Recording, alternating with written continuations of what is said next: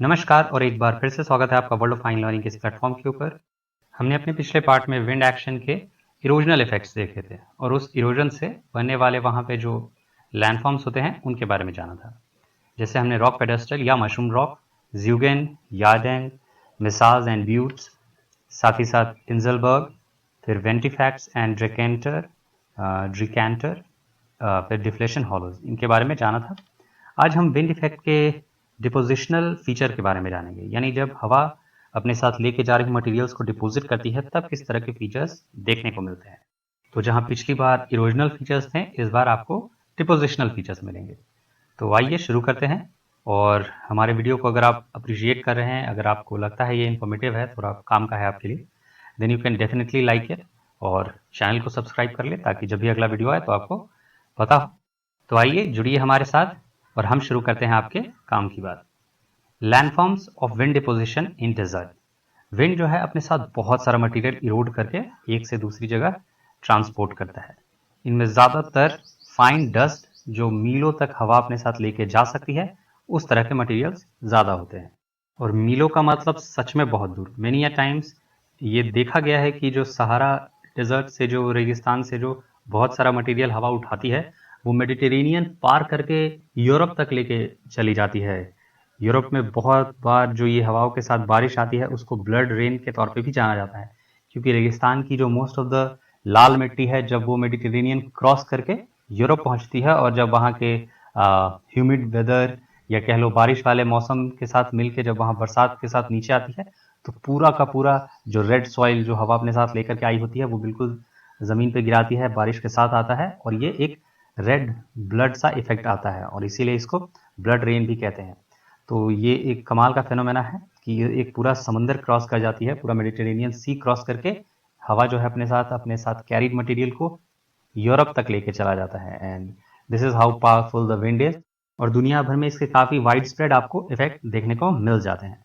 Example के तौर पे आप चाइना का हुआंगहो बेसिन भी देख सकते हैं, जहाँ गोबी डेजर्ट से बहुत सारा डस्ट पार्टिकल या अदर ऑब्जेक्ट्स मटेरियल कह लीजिए, फाइनल सैंड मटेरियल्स को उड़ा के लेकर के आया गया है और गोबी डेजर्ट से लाया गया वो material Huang Ho region of China में काफ़ी ज़्यादा जमा हो चुका है और इसकी वजह से हुआंगहो बेसिन है वो काफ़ी हद तक अपने पुराने हाइट से ऊपर आ चुका है।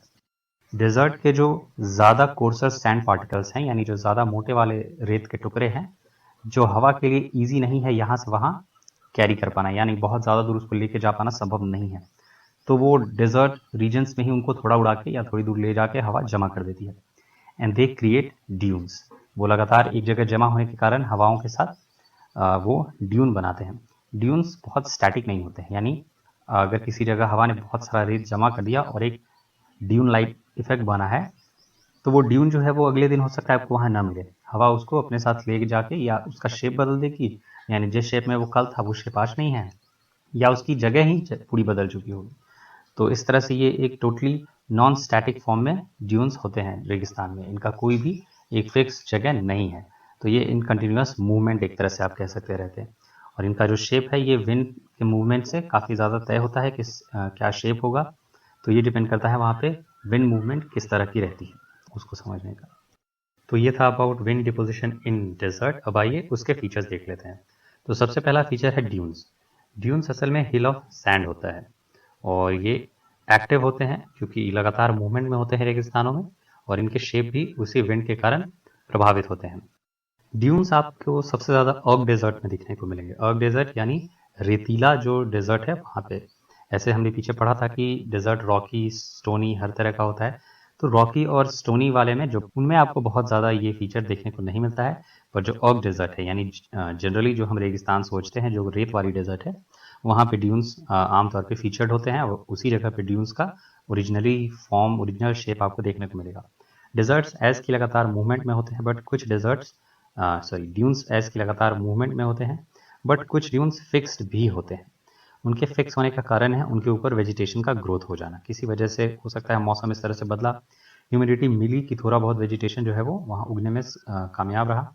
मेनी टाइम्स ड्यून्स काफ़ी हाई हो जाते हैं, तो इस वजह से भी जो अपर रीजन है वहाँ पे थोड़ा मॉइस्चर अवेलेबल हो जाता है, जिसके कारण वेजिटेशन उग पाने में सफल हो जाता है। कुछ टाइम हवा नहीं आया तो डेजर्ट के इस ड्यून में मूवमेंट नहीं हो पाया उतना, तो उस मौसम के खुश्क होने के कारण अपर रीजन में थोड़ा बहुत मॉइस्चर वगैरह अवेलेबल होने के कारण किसी तरह का कोई वेजिटेशन उग जाता है और उसके कारण जो ड्यून का जो फिक्सेशन है वो स्टार्ट हो जाता है। धीरे धीरे ड्यून अपनी जगह पे वहाँ फिक्स होने लग जाता है। तो अदरवाइज आपको सारे ड्यून्स इन मूवमेंट ही दिखेंगे। ड्यून्स मानो जिंदा है, आज यहाँ कल वहाँ घूमते ही रहते हैं। ड्यून आपको मल्टीपल शेप एंड साइज में मिलते हैं, इसी वजह से इनके मल्टीपल नेम्स दिए गए हैं। जैसे किसी को अटैच्ड ड्यून कहा जाता है, किसी को हेड ड्यून कहा जाता है, या कोई टेल ड्यून, कोई एडवांस ड्यून, कोई लैटरल, कोई वेक, कोई स्टार, कोई पिरामिडल, कोई स्वॉर्ड, कोई पैराबोलिक। तो शेप के हिसाब से उनको उनका नाम दिया जाता है और हम इन्हीं में से कुछ देखेंगे। वैसे आमतौर पे दो जो बेहद कॉमन ड्यून्स हैं वो हैं बार्चन एंड सीफ। हम भी इन्हीं दोनों के बारे में देखेंगे क्योंकि these are the most common ones और आमतौर पे हर जगह आपको जो मोस्टली डेजर्ट रीजन में है ऐसे ही ड्यून्स आपको आमतौर पे देखने को मिलते हैं और ईजिली रिकॉग्नाइजेबल भी है। तो आइए पहला जो कि है बार्चन, उनके बारे में देखते हैं। बार्चन्स आमतौर पे क्रिसेंट्रिक मून के शेप में बनते हैं। क्रिसेंट्रिक मून जो आधा कटा हुआ चांद होता है, आधा से ज़्यादा कटा हुआ, बड़ा खूबसूरत क्रिसेंट शेप में होता है। हम उसी की बात करें, उसी शेप की बात कर रहे हैं। और इसका जो मूवमेंट है वो बिल्कुल विंड के रास्ते में आने के कारण होता है। यानी ये जो ड्यून है, जो बार्चन्स है, ये बिल्कुल विंड के ट्रांसवर्स वे में आ जाते हैं, यानी बिल्कुल विंड के रास्ते में आ जाते हैं। तो इस वजह से हवा इनको इनके वजन के हिसाब से मूव करती है। एज की एजेस पे रेत थोड़ा होता है कम, तो वो पहले मूव करते हैं और वो थोड़े आगे आगे बढ़ जाते हैं। और जो एज वाला हिस्सा है, यानी जो किनारे हैं, वो हल्के होने के कारण विंड उनको ईजिली मूव कर पाती है। विंड उनको ईजिली एक जगह से दूसरी जगह लिफ्ट के करके ले जा पाती है। तो इस ड्यून का जो सेंट्रल हिस्सा है वो साइड वाले हिस्से के कंपैरेटिव थोड़ा स्लो मूव करता है। तो साइड वाले हिस्से आगे चले जाते हैं, जैसा कि आप इमेज में देख रहे हैं, और वो आगे जाके इसका हॉर्न बना देते हैं, यानी सिंह बना देते हैं। यहाँ आप देख सकते हैं किस तरह से सिंह सा दिखता है। तो विंडवर्ड वाले साइड से हवाएं आगे बढ़ती हैं और वो धीरे धीरे इसको आगे लेके जा रही थी, बोले चलो। बट क्योंकि एजेस ऑब्वियसली हिल जैसा है तो एजेस थोड़े कंपैरेटिव हल्के होंगे, उनको ये थोड़ा आगे बढ़ा देती है and the horn shape dunes comes. आमतौर पे हमने ये ड्यून ज़्यादा इमेजिन किया है, हमने बहुत सी जगहों पे इसी तरह के ड्यून्स वगैरह देखे हैं और ये काफ़ी ग्रुप्स में पाए जाते हैं। जैसे यहाँ देखिए, जहाँ भी है ये बहुत मल्टीपल तौर पे इनका अवेलेबिलिटी होगा। ये ग्रुप्स में अवेलेबल होते हैं बार्चन्स। इनके शेप एंड साइज भी काफ़ी वेरी करते हैं। जैसे बड़े वाले जो हैं ड्यून्स, जो 100 फीट तक हो सकते हैं मतलब। और अगर उनका ईयरली मूवमेंट देखें तो साल में लगभग 25 फीट, यानी जहाँ वो थे पहले वहाँ से मूव करके लगभग 25 फुट तक अपने एक जगह से दूसरी जगह मूव कर जाते हैं। तो ये बड़े वाले हो गए। छोटे वाले तो 50-50 फुट तक मूव कर जाते हैं एक साल। यानी आज इस साल आप कहीं घूमने गए सहारा या फिर किसी भी ऐसे जगह पे, और अगले साल आए तो वो वहाँ था ही नहीं ड्यून, कहीं और ही 50 फुट दूर, मतलब अच्छा खासा दूर जा चुका है।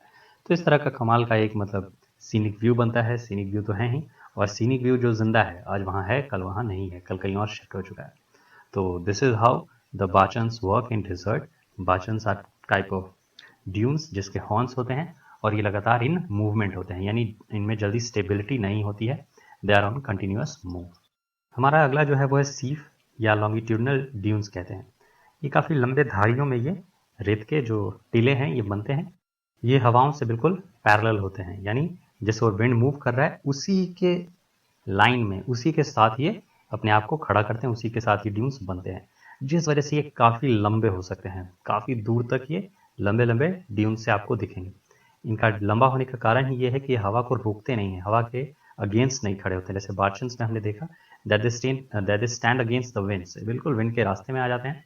पर जो सीफ या लॉन्गिट्यूडनल ड्यून है ये बिल्कुल हवा के सामने ना आके हवा के किनारे रहता है। बोला चलो हम तुम्हें रास्ता देंगे, हम किनारे तुम्हारे साथ खड़े रहेंगे। तो इस वजह से जो विंड है जो अपने साथ रेत ले करके भी जा रहा है वो इन किनारों पे ही डिपॉजिट करता है, जिस वजह से इनका लंबाई बढ़ता जाता है और ये काफ़ी लंबे लंबे से हो जाते हैं, जिसके बीच में गैप है और किनारे किनारे रेत जो है वो जमा हो जाता है, जिसकी वजह से ये एक रिज की तरह भी दिखते हैं। तो अभी जो हमने सीफ देखा और बार्चन को देखा, ये ड्यून्स के इफेक्ट थे। ये तरह तरह के, दो तरह के हमने टाइप ऑफ ड्यून्स देखे। Now we will see loess. Loess बेहद फाइन डस्ट पार्टिकल्स होते हैं। They are mostly yellowish in colour और ये थोड़े बहुत फर्टाइल भी होते हैं। ये काफ़ी दूर तक ब्लो किए जाते हैं विंड के द्वारा, काफ़ी दूर इनको अपने ओरिजिनल प्लेस से काफ़ी दूर ले जाकर डिपॉजिट किया जाता है, कारण कि ये बेहद महीन और बेहद हल्के होते हैं। तो जहाँ तक हवा के लिए संभव है वो हवा इसको लेके जाती है, जहाँ हवा वीक होती है उसी जगह वो इसको डिपॉजिट कर देती है। तो ये बेहद फाइन शेप्ड होते हैं।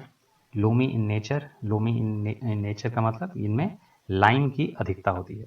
थोड़े बहुत ये फर्टाइल भी होते हैं क्योंकि काफ़ी फाइन मटेरियल होते हैं और इनमें वेरियस काइंड ऑफ मिनरल्स होने के कारण इनका जो फर्टिलिटी रेट है वो भी ठीक ठाक ही होता है। पर ये काफ़ी पोरस होते हैं, यानी पानी इनमें ईजिली सिंक हो जाता है, बहुत ज़्यादा ये पानी को अपहोल्ड नहीं कर पाते हैं। तो जिस वजह से अगर इधर से कोई स्ट्रीम क्रॉस कर रहा है, यानी पानी की कोई धारा आ रही है, तो ये काफ़ी नीचे तक इस ज़मीन को काटते हैं। जिस ज़मीन पे लोएस्ट प्लेन बना हुआ है, यानी लोएस्ट वगैरह इकट्ठा हो रखे हैं, वो ज़मीन को ये काफ़ी डीप काटता है, जिसकी वजह से काफ़ी जो स्ट्रीम के किनारे हैं ये काफ़ी ऊंचे ऊंचे आपको एजेस दिखेंगे। वहीं इनके ऊपर अगर सड़कें भी बनाई जाती हैं तो विद द टाइम ये सड़कें भी दबने लगती हैं, ये सड़कें भी ज़मीन के अंदर मानो घुसने लगती हैं और सड़कों के किनारे ऊंचे ऊंचे एजेस से दिखने लगता है। एज कि ये ईजिली वाटर के द्वारा इरोडेबल है, तो ये बैडलैंड टोपोग्राफी को काफ़ी सपोर्ट करता है। यानी अगर बारिश हुई तो ईजिली इसमें छोटे छोटे गलीज वगैरह और वाटर के जो चैनल्स वगैरह होते हैं वो ईजिली डेवलप हो जाते हैं और बैडलैंड टोपोग्राफी का ये काफ़ी ज़्यादा एक बेस्ट एग्जाम्पल बनाने में हेल्प कर देते हैं। यानी आसानी से यहाँ बैडलैंड टोपोग्राफी देखी जा सकती है अगर रीजन में बारिश वगैरह होती है तो। सबसे एक्सटेंसिव तौर पे अगर आपको ये देखना है कि कहीं लोएस्ट वगैरह इकट्ठा हुआ है तो वो है हुआंग बेसिन। हमने इसका पीछे भी जिक्र किया है कि गोबी डेजर्ट से जो सॉफ्ट रॉक या जो सॉफ्ट सैंड जो बहुत दूर तक उड़ के आता है वो हुआंग बेसिन में जमा हो जाता है। तो यहाँ तो हुआंग बेसिन में भी बहुत दूर तक बहुत बड़े लेवल पे आपको ये लोएस्ट प्लेन देखने को मिलेगा। तो हुआंग बेसिन को येलो अर्थ भी कहते हैं, हुआंगतू। हुआंग हो बेसिन का नाम ही आया है हुआंगतू शब्द से और इसका मतलब ही है द येलो अर्थ। पर ओरिजिनली जो लोएस्ट वर्ड है ये आया है फ्रांस से। फ्रांस का एक अलास्के नाम का विलेज है, वहाँ से ये नाम आया है और ये इसका मतलब ही होता है बेहद फाइन पार्टिकल्स।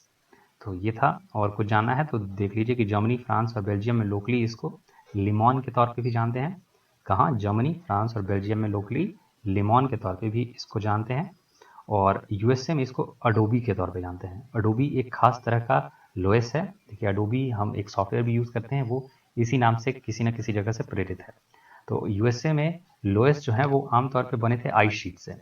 आइस शीट जो अपने साथ बेहद फाइनर पार्टिकल्स लेकर के आती थी आइस एज में, वो जब पिघलने के बाद जो वहाँ पे जो फाइनल पार्टिकल्स रह गया वो एक लोएस्ट प्लेन बनाया और इसके वजह से हम उसको अडोबी के तौर पे जानते हैं, क्योंकि बेहद फाइन पार्टिकल्स के हैं, बेहद सॉफ्ट पार्टिकल्स हैं, उनमें लाइन की अधिकता है, तो इसी वजह से उनको लोएस्ट के तौर पे देखा जाता है। बट वहाँ के रीजन में यूएसए में मिड वेस्ट यूएसए जो है जहाँ पे ये सबसे ज़्यादा पाया जाता है, नॉर्थ ईस्ट अमेरिका का जो हिस्सा है वहाँ इसको अडोबे के तौर पे जानते हैं। तो ये हमारा लोएस्ट वाला भी पूरा हुआ।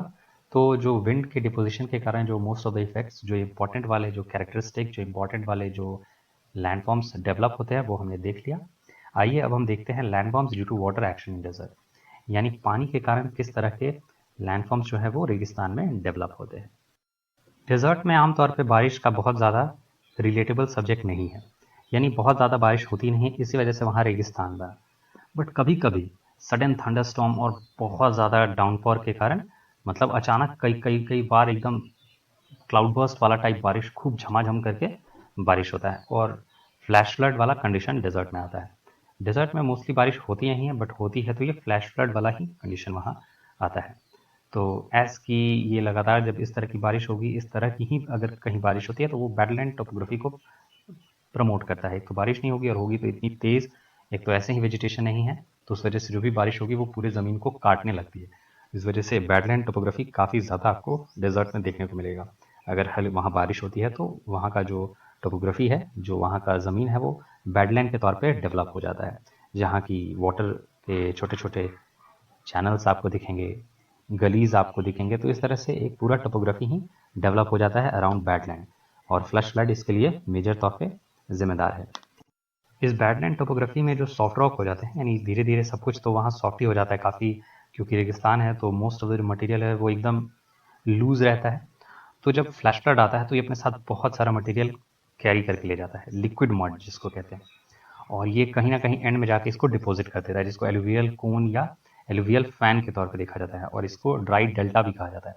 यानी जहाँ पानी रुक गया, पानी खत्म हो गया, अभी पानी सूख गया, वहाँ ये पूरे मड को जहाँ एंड वाले रीजन में फैला देता है। तो एक डेल्टा का शेप ले लेता है। माने आप मतलब आपको ड्राई ड्राई डेल्टा दिखेगा, ऐसा लगेगा किसी समय में, किसी युग में लगता है यहाँ कोई रिवर फ्लो की होगी, जबकि हर साल होता है या कुछ ना कुछ समय पे ये होता ही रहता है फ्लैश फ्लड के कारण, पर इतना जल्दी सूख जाता है और इस तरह का इफेक्ट देता है मानो ये सालों से ये रिवर सूखी हुई है। वो रिवर होता ही नहीं है, वो इतना तेजी से मिट्टी लेके आता है बारिश अपने साथ, क्योंकि फ्लैश फ्लड्स आया है, और वो एक रिवर का पूरा कंप्लीट स्ट्रक्चर बना के चला जाता है, जिसमें जिसमें स्ट्रीम्स के सूखे हुए अंश होंगे, आगे चल के जहाँ पे वो एंड हुआ है वहाँ पे पूरा डेल्टा वाला सीन क्रिएट कर दिया है, क्योंकि जो भी मड अपने साथ वो लेके आ रहा था वो एकदम एंड में एक्सपैंड करके छोड़ देता है, तो ये डेल्टा का इमेज वहाँ क्रिएट हो जाता है, और इसको एलवीएल कोन, एलवीएल फैन या ड्राई डेल्टा के तौर पे भी जाना जाता है। इन गलीज के अलावा लगातार हो रहे इस बारिश से या लगातार इस हो रहे स्ट्रॉन्ग बारिश से, लगातार इन द कॉल्ड की एवरीडे नहीं, लगातार मतलब जब भी होती है, जब भी इस तरह की ही बारिश होती है, जब होगा तो हेवी डाउनपोर ही होगा, तो इस तरह की बारिश को मैंने यहाँ लगातार टर्म के साथ रिलेट किया है। तो ये सिर्फ गलीज और छोटे छोटे चैनल्स का ही निर्माण नहीं करती है, many a times they cut deep into the area, जो एरिया है उसमें बहुत गहराई में काटते हैं, क्योंकि जब भी ये डाउनपोर आएगा तो ये ऑलमोस्ट एक शेप बना के जाते हैं, तो मेनी टाइम्स वो बार बार उसी शेप में सारा पानी आगे फ्लो करता है, बार बार जो चैनल है उसी से बार बार जो वाटर है हेवी डाउनपोर वाला वाटर उसी से आगे बढ़ता है, तो ये और ज़्यादा डीप कटिंग करते हैं, ये और ज़्यादा गहरे कटिंग करते हैं, और कई बार वैलीज़ का निर्माण कर देते हैं, जिसे वादिस के तौर पे भी जाना जाता है। तो ये जो डीप चैनल्स हैं इनको वादिस के तौर पे जाना जाता है, और ये साल के मैक्सिमम टाइम ड्राई ही होते हैं। मेनी टाइम्स ऐसा हो जाता है कि इन वादिस में पतली सी धारा फ्लो कर रही होती है पूरे साल, जिसका कारण यहाँ होने वाली बारिश नहीं है, बल्कि अगल बगल हो सकता है इस डेजर्ट वाले इलाके से दूर कहीं माउंटेनस पीक है जिसके ऊपर ग्लेशियर वाला है, जिसके ऊपर ग्लेशियर है, तो वहाँ से मेल्टिंग ग्लेशियर इसको फेड करती है इन वादिस को, इन वाटर के चैनल्स को, तो इसके कारण यहाँ एक पतला सा स्ट्रीम वगैरह, जो एग्जॉटिक स्ट्रीम जिसको कहेंगे, लग्जरी है ये भाई साहब, क्योंकि रेगिस्तान से एक रिवर गुजर रहा है, तो इसीलिए इनको एग्जॉटिक स्ट्रीम के तौर पे भी जाना जाता है। और इसके काफ़ी हाई एजेस होते हैं, मतलब काफ़ी ऊंचाई तक इसके किनारे होंगे, क्योंकि ये लगातार अंडर कटिंग कर रहा है। अगर रिवर फ्लो कर रहा है तो रेगिस्तान के जो मोस्ट ऑफ द सर्फेसेज होते हैं ये सालों में सॉफ्ट रॉक से बनते हैं, या फिर जो एकुमुलेशन है, सेडिमेंटेशन है, उसके कारण बनते हैं, तो इनको काटना काफ़ी आसान होता है, तो वाटर जो है वो काफ़ी डीप कट करते हैं अगर लगातार फ्लो कर रहे हैं तो, और काफ़ी अनइवन कट होता है, यानी ये बेहद अब्रप्ट तौर पे उभरे हुए होते हैं, किसी जगह बहुत ज़्यादा उभरा हुआ है, किसी जगह एवरेज है, तो मतलब इट्स लाइक नॉर्मल हाइट पे है, तो कहीं कहीं तो बहुत हाइट हो जाता है और कहीं कहीं नॉर्मल रह जाता है। तो ये है रेगिस्तान का जो एग्जॉटिक स्ट्रीम है, ये काफ़ी अलग अलग वहाँ पे सीन्स वगैरह प्रोड्यूस करता है, काफ़ी टोपोग्राफी में काफ़ी बदलाव कर देता है। अल्जीरिया गॉर्ज इसका एक एग्जाम्पल है। अल्जीरिया का जो गॉर्ज है, जो काफ़ी गहरा कैनियन वहाँ बनाता है, तो ये उसका मतलब बेस्ट एग्जाम्पल है, एग्जॉटिक स्ट्रीम अगर रेगिस्तान से फ्लो कर रहा हो तो कैसा इफेक्ट आएगा इस बात का। ये जो वाटर है ये फ्लो करते करते इतना डीप कट करते हैं कि मेनी टाइम्स ये इंटरनल हो जाते हैं, इतना नीचे नीचे चले जा रहे हैं कि ऐसा लगता है कि ये धरती पे है ही नहीं, ये धरती के अंदर से फ्लो कर रहे हैं, और सूरज की गर्मी से, हीट से इतना बच जाते हैं कि ये बहुत टाइम डिप्रेशंस बना के एक टेम्पररी लेक का फॉर्मेशन कर देते हैं, जिसमें काफ़ी लंबे समय तक पानी वगैरह बच जाता है वहाँ पे। पर ऐसे लेक्स में जो सॉल्ट का परसेंटेज है ये काफ़ी हाई होगा, क्योंकि ये इन लेक्स को फेड तो किया जा रहा है वाटर के द्वारा, पर क्योंकि डेजर्ट एरिया है तो इवेपोरेशन रेट बहुत हाई होगा। अब इवेपोरेशन हाई होगा तो वाटर का जो सॉल्ट कंटेंट है वो पीछे रह जाता है, जिसके कारण ये लेक्स काफ़ी ज़्यादा सलाइन डेवलप होते हैं। इनको इसीलिए प्लाया, सेलिनास और सालार्स के नाम पे जाना जाता है। अमेरिका, मेक्सिको, इन सब जगहों पे आपको इस तरह के लेक्स काफ़ी मिल जाते हैं, जिनको प्लाया, सेलिनास या सलार के तौर पे जाना जाता है। ये फ्लोइंग स्ट्रीम्स दो और तरह के मतलब सीन्स बनाते हैं, या दो और तरह के फीचर्स का निर्माण करते हैं, जिसे बजादा या पेडिमेंट कहते हैं। बजादा या पेडिमेंट नहीं, बजादा और पेडिमेंट के तौर पे जानते हैं। तो बजादा एक डिपोजिशनल फीचर है, यानी ये रेत, ये सेडिमेंट जो अपने साथ जो भी मटेरियल काट काट के आगे लेके जा रहे हैं, जब वहाँ वो उसको डिपॉजिट करेंगे तो उसको बजादा के तौर पे जानते हैं। और पेडिमेंट जो है वो इरोजनल फीचर है, यानी जब किसी माउंटेन के किनारे से ये रिवर फ्लो कर रहा है तो वहाँ जो उसके एजेस वगैरह को काट के जो वो स्मूदन आउट करेगा, जो प्लेन की तरह जो फीचर बनाएगा, जो इरोजनल प्लेन सा दिखेगा, उसको पेडिमेंट के तौर पे जानते हैं। यहाँ हमारा जीसी लियोंग का चैप्टर 7 खत्म होता है। हम मिलेंगे आपके साथ चैप्टर 8 में। तब तक के लिए आप पढ़ते रहिए, इसको रिवाइज कर लीजिए, वीडियोस को 1-2 बार खुद से बुक पढ़िए, बुक समझना आपके लिए आसान होगा। और वीडियो को लाइक ज़रूर करें, चैनल को सब्सक्राइब ज़रूर करें। धन्यवाद, मिलते हैं अगले वीडियो में।